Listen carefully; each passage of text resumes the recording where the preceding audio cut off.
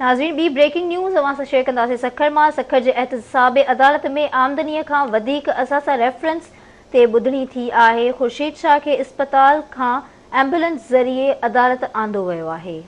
असां ज़िक्र कंदा हलूं। अहम ख़बर आहे त सखर जी एहतसाब अदालत में आमदनी खां वधीक असासा रेफरेंस ते ॿुधणी थी आहे। ख़ुर्शीद शाह खे इस्पताल खां एम्बुलेंस ज़रिए अदालत आंदो वियो। ॿियनि जवाबदारनि खे बि अदालत में पेश कयो वियो। अवां खे अपडेट कंदा हलूं। अहम ख़बर आहे त सखर जी एहतसाब अदालत में आमदनी खां वधीक असासा रेफरेंस ते ॿुधणी थी आहे।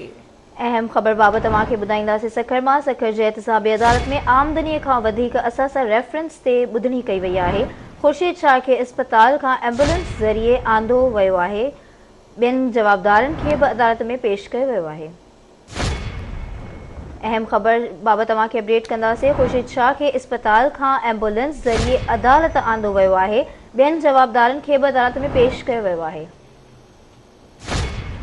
अवां खे अपडेट कंदा हलूं। अहम ख़बर आहे त सखर जी एहतसाब अदालत में आमदनी खां वधीक असासा रेफरेंस ते ॿुधणी थी आहे।